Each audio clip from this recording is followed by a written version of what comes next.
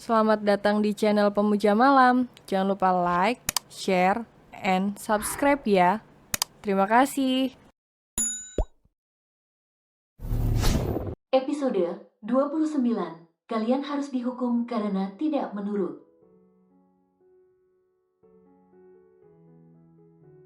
Vero sangat puas dengan ide Vincent. Putra tertuanya itu memang ahli pembuat racun. Good, kamu memang selalu membuat papa puas. Ayo kita siapkan segalanya. Ajak Vero. Rendra saat ini sudah sampai di Rusia bersama Zain, Rocky, James, dan beberapa orang terpilih. Dia sengaja tidak membawa banyak orang supaya tidak mencolok. Malam hari baru sampai di mansion Peter. Mereka langsung diberi hadiah banyak pertanyaan oleh Naela.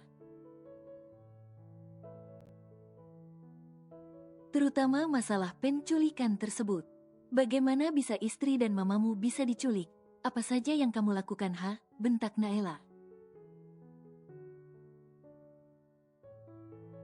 Maaf kak, aku memang kecolongan, tapi kali ini aku tidak akan lengah lagi. Dan membalas mereka semua dengan cara yang mereka sukai, jawab tegas Rendra. Cantik bagaimana? Ini kamu sudah ceroboh begini. Terus mereka memberi penawaran menukar Mama dan Ray dengan Romeo dan dirimu. Kalau mereka tahu, diri mereka ditukar dengan kami, mereka pasti tidak akan setuju, jawab Naela. Kakak percaya, kalau mereka benar-benar akan menukar mereka dengan diriku dan Romeo, ini tipuan lama kak. Mereka tidak mungkin melakukan itu semua, jadi kita juga gunakan cara yang sama, jawab Rendra. Maksud lo, penasaran Naela dan juga Peter yang belum mengerti jalan pikiran Rendra. Kakakku yang cantik, katanya ketua mafia begini saja tidak paham. Dengar ya, dalam menghadapi musuh yang licik, kita juga harus bertindak licik juga. Jangan selalu menggunakan kekuatan yang kita miliki, maka musuh akan mudah membacanya, jawab Rendra. Makin bingung gue, jawab Naela. Sayang, dengar dulu penjelasan Rendra, semua yang dia bicarakan benar. Musuh pasti sudah membaca apa yang akan kita lakukan selanjutnya. Jadi mereka pasti membuat rencana untuk mematahkan serangan kita. Jadi diam dulu ya, biarkan Rendra memberitahu idenya, ucap Peter. Naela jadi diam dan menurut walaupun dia agak kesal. Gue yakin sekarang Mama dan Raisya aman di sana, mereka hanya digunakan sebagai umpan saja. Untuk mendapatkan diriku, kata Rendra. Dia mengeluarkan beberapa topeng dan peralatannya. Apa ini, buat apa topeng-topeng ini? Heran Peter. Rendra memanggil Doni dan Reno. Postur tubuh Doni mirip dengannya, sementara Reno seperti Romeo. Rendra meminta dua tersebut memakai topeng yang sudah Rendra sediakan. Kini wajah Doni berubah menjadi Rendra dan Reno menjadi Romeo. Kalau Reno lengkap dengan kulit yang agak keriput seperti Romeo beneran, mereka nantinya yang akan menjadi dirinya dan Romeo, sementara Rendra sendiri memakai wajah Zain. Wah keren, ucap Naela selanjutnya. Dia tidak jadi marah kepada adik yang dianggapnya ceroboh tersebut. Aku juga baru tahu kalau mereka memiliki racun untuk melawan kita nanti di sana. Jadi ini adalah penawar racunnya, oleskan pada kulit kita, yang akan ikut dalam misi barter ini. Besok kita harus bisa mendapatkan Mama dan mengambil orang mereka lagi, jawab Rendra. Dari mana lo tahu mereka punya racun? Heran Naela. Gue sudah memasukkan orang-orang gue di dalam sana, dan mendapat kedudukan yang penting di organisasi Vero. Setelah di sini beres baru aku akan menjemput istriku. Saat ini dia baik-baik saja. Bahkan sedang mengerjai orang-orang di sana. Biarkan anak-anakku bermain-main dulu. Dan mempraktekkan ilmu yang diperoleh dari ayahnya melalui ibunya. Nawab Rendra yang tidak nyambung sama sekali. Naela cuma gedek melihat adiknya yang aneh itu. Baru kali ini ada suami yang santai saja melihat istrinya diculik. Lalu apa rencana lo untuk besok? Tanya Naela dengan sinis. Lo tahu di mana gedung kosong di Jalan X? Tanya Rendra. Tahu, itu gedung yang sering digunakan untuk macam-macam transaksi ilegal dan terkenal angker dan misterius. Jawab Peter. Kabarnya mereka memilih gedung itu sebagai barter. Malam ini mereka pasti akan memasang jebakan-jebakan itu. Jadi sekarang kirim beberapa orang untuk ke sana, melakukan pengintaian. Baru tengah malam nanti kita hapus racun-racun tersebut dengan penawar itu. Tapi tetap dioleskan juga besok, ucap Rendra. Peter segera memanggil 5 orang terpilih untuk ke tempat yang Rendra tunjuk tadi. Sekarang gue mau istirahat capek dan ngantuk, tunggu kabar dari musuh dulu kapan waktu eksekusi. Ucap Rendra dengan santai, dan melangkah ke kamarnya. Pa, Mama ngidam apa sih waktu hamil? Kok bisa ya Nae tinggal 9 bulan di perut Mama bersama dia? Heh. Kesal Naela. Yang dikatakan Rendra tadi benar. Sekarang Raisya sedang mengerjai penjaga villa itu. Ide itu muncul begitu saja di benaknya, setelah memakan bakso yang dibawa penjaga kepadanya. Raisya mengerjai mereka. Ide ini muncul begitu saja. Mungkin saja kemauan si kembar 3. Bu Dora, panggil orang-orang yang ibu minta mencarikan saya makanan tadi, pinta Raisya pada Dora. Baik Nona, wanita parubaya itu memanggil 4 orang yang tadi dia minta membawakan pesanan Raisya. Pakaian, hijab, serta mukena sudah ada. Tapi kalau makanan, mereka cuma berhasil mendapatkan bakso, karena makanan itu sudah merakyat. Sementara kerak telur, adanya cuma di Jakarta, serta mangga mudanya, sedang tidak musimnya. 4 penjaga tersebut segera menemui Raisya dan Dora. Ada yang bisa kami bantu Nyonya?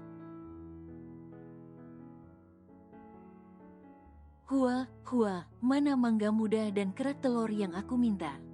Aku masih lapar, yang kenyang baru anak pertama saya, lalu yang kedua dan ketiga bagaimana? Ucap Raisya. Penjaga itu cuma menggaruk kepalanya bingung apa yang dimaksud wanita ini. Anak 1, 2,3. Nona Raisya saat ini sedang hamil. Dan dia meminta makanan itu tadi tapi tidak kalian turuti. Bakso 1 mangkok itu tidak cukup untuk membuat ketiga anak dalam kandungannya kenyang. Ucap Dora membantu menjawab. Para penjaga hanya bisa saling pandang. Mereka takut kalau raja mengetahuinya pasti sangat marah. Maaf Nyonya, Kami tidak tahu kalau Tuan Raja sudah mau punya anak, makanan itu tidak ada di sini.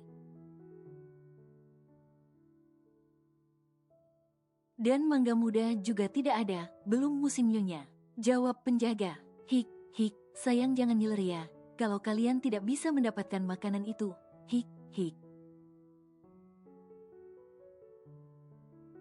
Raisya pura-pura menangis, dia akan membuat orang-orang di sana pusing dengan tingkahnya. Ampun nyonya, kami akan lakukan apapun untuk Anda sebagai permintaan maaf. Ini bukan aku yang minta, tapi mereka yang meminta ya, jawab Raisya sambil menunjuk perutnya. Iya nyonya, asalkan Anda memaafkan kami dan tidak melapor pada Tuan Raja, itu sudah cukup. Jawab penjaga.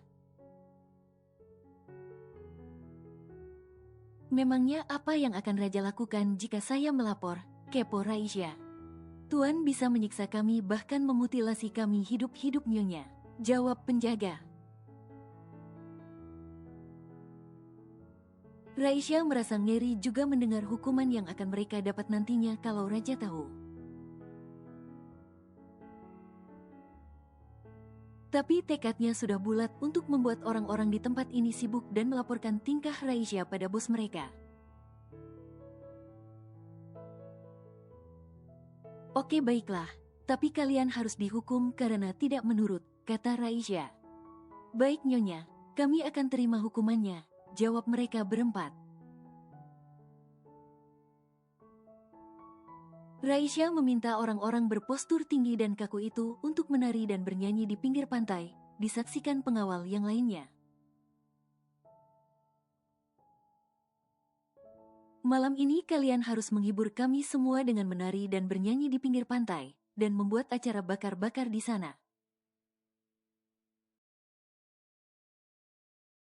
Kalau tidak mau saya akan melaporkan kalian pada Raja, jawab Raisya. Raisya sengaja membuat mereka api unggun di tepi pantai untuk membuat sandi pertolongan. Siapa tahu ada petugas pantai akan mengetahui sinyal tersebut dan datang ke sana menyelamatkan dia. Keempat penjaga yang tidak bisa menari bahkan bernyanyi itu menjadi pusat perhatian dan bahan tertawaan teman-teman yang lain. Awalnya mereka sangat kaku, tapi lama-lama mereka menikmati hukuman yang menuntut mereka lucu. Malam itu berubah menjadi pesta api unggun. Kapan lagi mereka bisa menikmati semua itu apalagi bos mereka tidak ada? Salah satu penjaga mendekati Raisya yang sedang menikmati ikan bakar buatan Dora.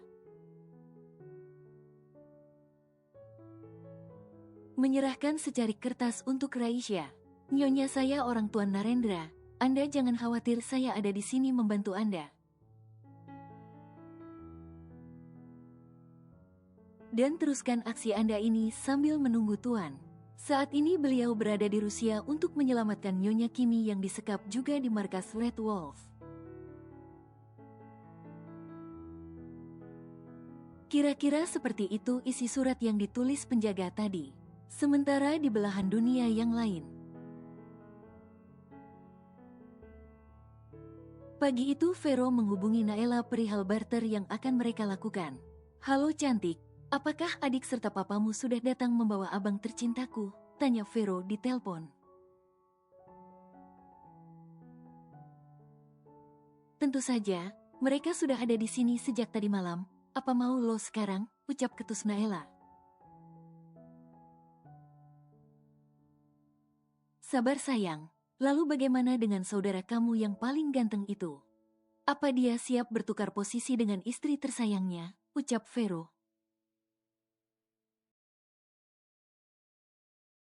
Katakan saja di mana kita saling menukar tawanan ini. Ucap Naela.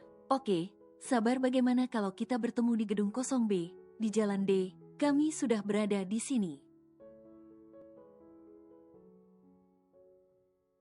Aku beri waktu 30 menit untuk sampai di sini. Tidak perlu persiapan, kami sudah menyiapkan semuanya di sini cantik.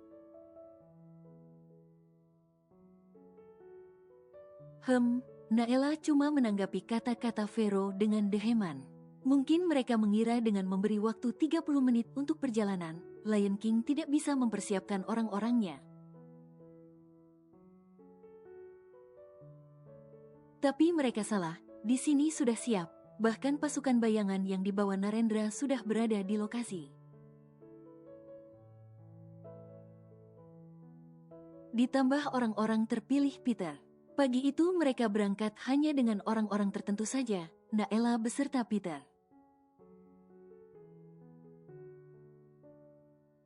Dua orang yang menyamar sebagai Rendra dan Romeo, James, Rocky, Narendra yang menyamar sebagai Zain, serta Simon asisten dari Peter.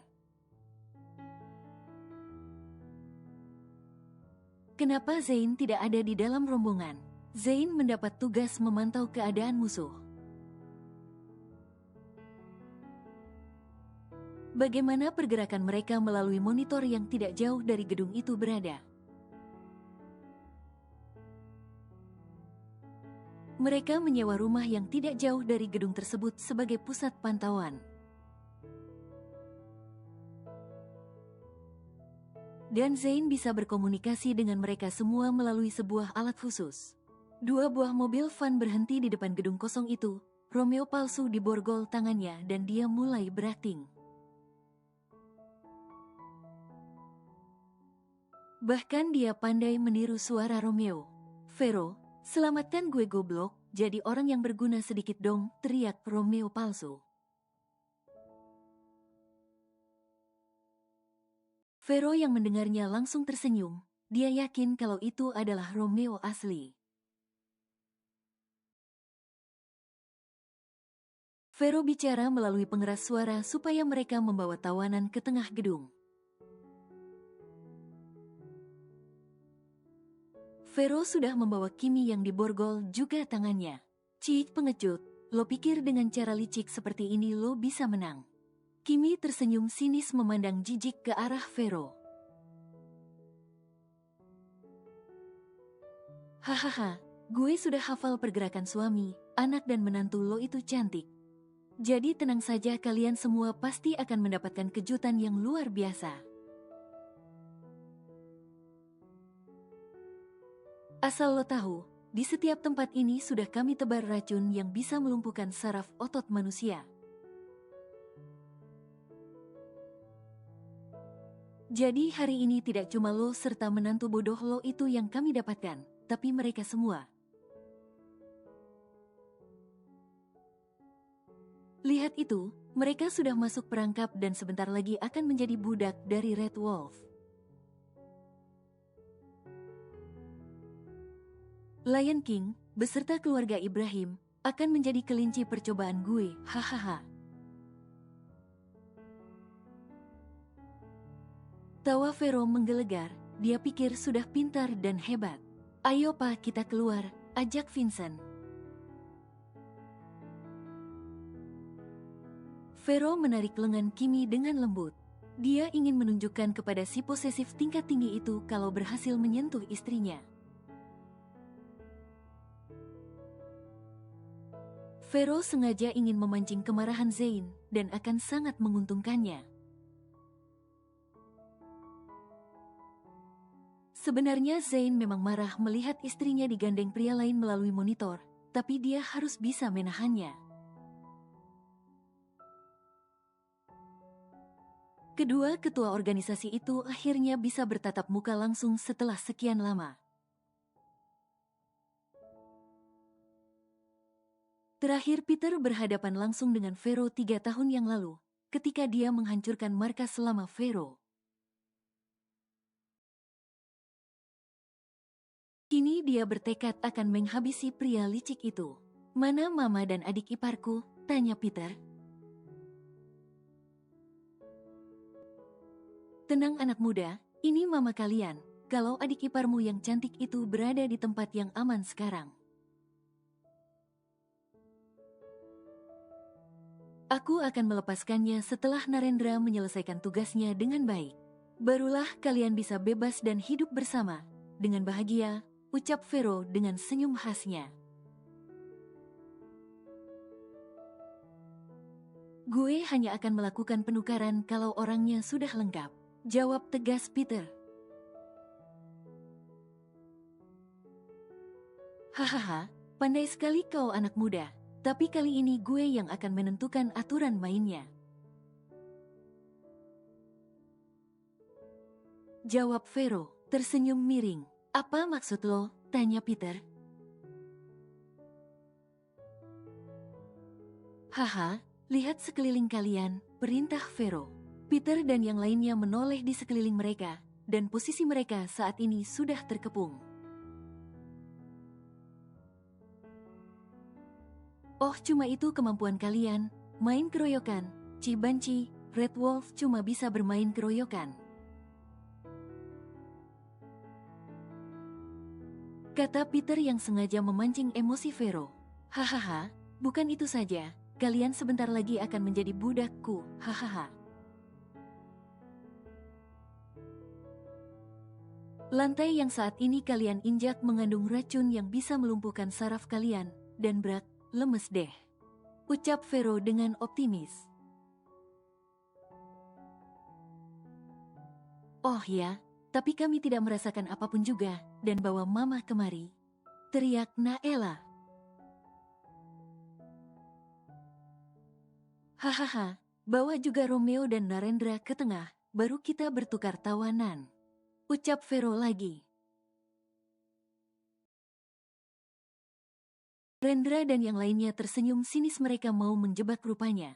Mana mungkin mereka akan barter kalau di sekeliling mereka sudah ada ratusan anak buah Vero sudah mengepung. Buaya mau dikadalin, tanpa Vero tahu, pasukan bayangan dan anak buah Peter sudah berdiri di belakang ratusan orang tersebut. Dengan menodongkan senjata di setiap punggung anak buah Vero, Romeo dan Rendra palsu berjalan ke tengah. Di pihak Vero juga, Kimi berjalan ke tengah dan mereka masing-masing berjalan ke kubu teman. Kimi segera berlari ke arah Naela sementara Romeo palsu menarik tangan Rendra palsu ke arah Vero. Supaya mereka yakin kalau itu benar-benar Romeo, Vero memberi aba-aba pada anak buahnya yang dia atas untuk menyerang, tapi tidak ada satupun dari mereka yang bergerak. Ternyata mereka lebih sayang nyawa ketimbang kesetiaan mereka. Woi, kenapa diam saja? Serang mereka, perintah Vero dan kedua anaknya. Dengan emosi. Haha, kejutan yang menarik, tapi lihat juga kejutan gue Tuan Vero. Ucap Peter. Dia memberi kode pada anak buahnya untuk berdiri. Ratusan anak buah Peter berdiri di belakang anak buah Vero dengan senjata yang tepat di punggung mereka. Vero sangat kesal, rencana mereka gagal total. Apa kalian takut mati? Mana sumpah yang kalian ikrarkan selama ini, ha?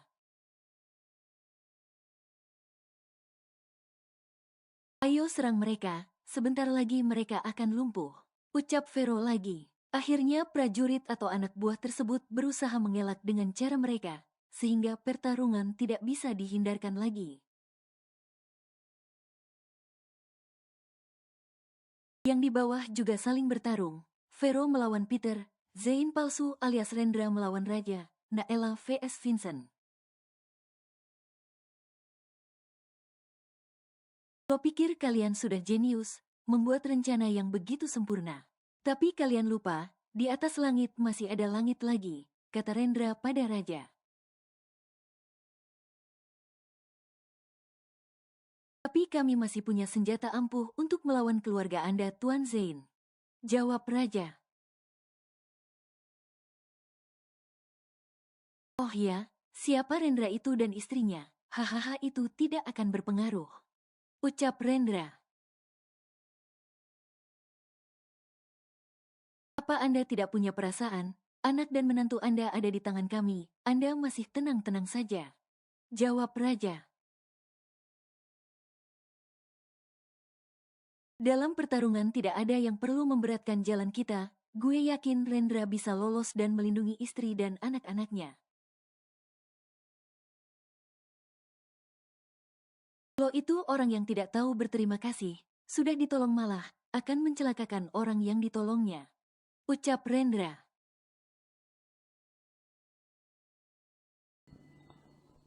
Bersambung.